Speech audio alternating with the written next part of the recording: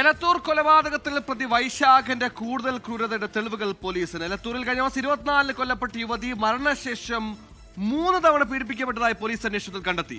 പ്രതി വൈശാഖന്റെ സ്ഥാപനത്തിലെ CCTV ദൃശ്യങ്ങൾ കേന്ദ്രീകരിച്ച് നടത്തിയ പരിശോധനയിലാണ് ഈ ക്രൂരകാര്യം പോലീസ് കണ്ടെത്തിയത്. യുവതിയുമായി 10 വർഷത്തോളം വൈശാഖന് ബന്ധമുള്ളതായും പോലീസ് കണ്ടെത്തിയിട്ടുണ്ട്. വൈശാഖന്റെ കസ്റ്റഡി കാലാവധി നാളെ പൂർത്തിയാകും. ഇതിനു മുമ്പായി പരമാവധി തെളിവുകൾ സമാഹരിക്കാനാണ് പോലീസിന്റെ നീക്കം.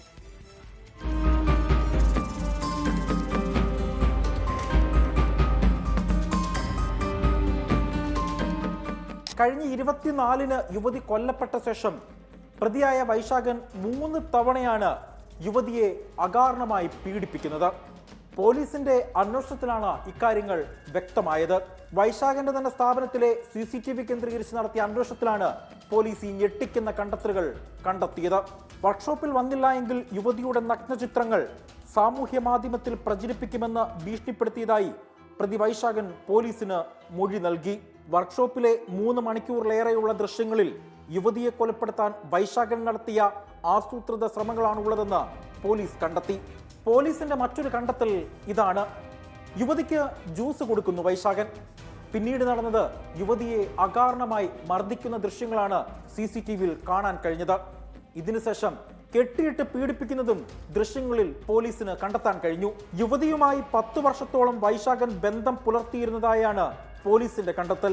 ഇതിനിടെ പുതിയ കാമുകിയുടെ വിവരം യുവതി അറിഞ്ഞതോടെയാണ് വൈശാഖൻ കൊലപാതകം ആസൂത്രണം ചെയ്തത്. മറ്റ് പെൺകുട്ടികളുടെയും ജീവിതം തകരാതിരിക്കാൻ സംഭവം പുറത്തറിയിക്കുമെന്ന് യുവതി 2 മാസം മുൻപ് വൈശാഖിനോട് പറഞ്ഞിരുന്നു. ഇതിനിടെ യുവതി വൈശാഖനുമായി പിണങ്ങുകയാണ്. പിണക്കം മാറ്റാനായി വൈശാഖൻ യുവതിക്ക് പണവും ജോലിയും വാഗ്ദാനം ചെയ്തു. എന്നാൽ യുവതി അകലം പാലിച്ചു. തുടർന്ന് ഫാഷൻ ഡിസൈനിങ് പഠനത്തിൽ ചേർത്തുവെങ്കിലും യുവതി അകലം പാലിച്ചു. ഇതിനിടയിൽ യുവതിയെ വശീകരിക്കാൻ വൈശാഖൻ ആഭിചാര ക്രിയകളെല്ലാം തന്നെയും ചെയ്തു.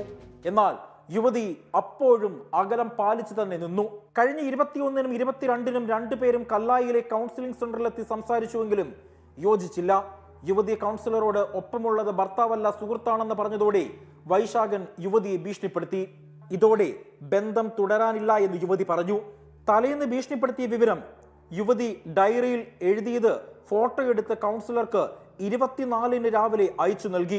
ആ ഡയറിയിൽ പറഞ്ഞ പ്രധാനപ്പെട്ട വാചകം ഇതായിരുന്നു: ഒരിക്കലും ഞാൻ ആത്മഹത്യ ചെയ്യില്ല. മറ്റൊരു പെൺകുട്ടിക്കും ഈ ഗതികേട് വരാൻ പാടില്ല. അഥവാ എനിക്കെന്തെങ്കിലും സംഭവിച്ചാൽ അതിന് ഉത്തരവാദി വൈശാഖായിരിക്കും. ഈ ഡയറിക്കുറിപ്പ് എഴുതി 3 മണിക്കൂറിനകം യുവതി കൊല്ലപ്പെട്ടതായി തെളിഞ്ഞു. ഡയറിക്കുറിപ്പ് എഴുതിയ സമയവും ഒപ്പും ഇതിലുണ്ടായിരുന്നു. ഈ ഡയറി ബാഗിൽ വെച്ചാണ് യുവതി വൈശാഖിന്റെ സ്ഥാപനത്തിലേക്ക് പുറപ്പെട്ടത്. ഇന്റർനെറ്റിൽ സെർച്ച് ചെയ്താണ് പ്രതിയായ വൈശാഖൻ യുവതിക്ക് ഉറക്കുഗുളിക നൽകിയത്.